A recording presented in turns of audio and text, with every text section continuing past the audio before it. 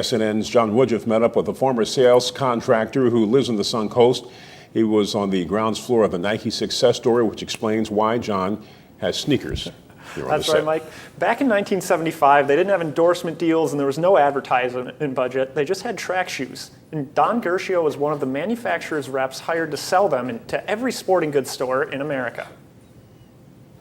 When you have a rock that you have to push and push and push to get it to go, you're basically almost all by yourself. Well, once it starts to roll, everybody wants to get on the bandwagon. In 1975, you wouldn't see a line like this for a pair of basketball shoes. The craze created by a new pair of Jordans wouldn't exist without a misunderstanding between a track star and a Japanese interpreter and a beer with lunch. The reason he came up with Blue Ribbon Sports is at lunch he had a Pabst Blue Ribbon beer.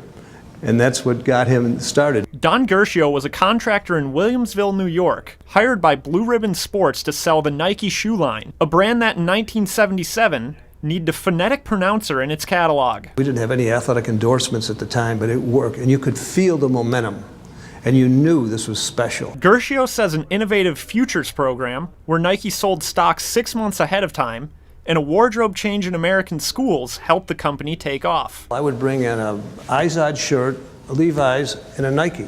And I'd say to you, and you're the buyer, I said, here's the uniform of every kid in the United States right now. It got actually almost out of control. The first year I did $3,000 with the line.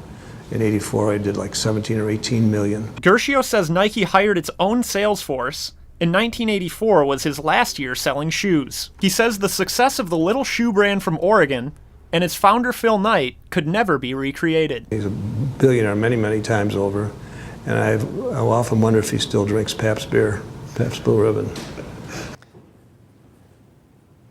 And Mike, another fun fact for you, Gershio says the iconic swoosh is the product of about 3 hours of work and came with a $35 price tag.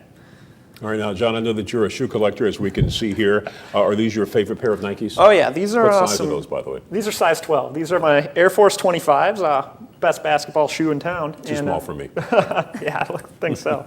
But, yeah, they're not quite as rare as those catalogs I was looking at earlier today. Those were really cool to look at. Well, John, what they say, just do it.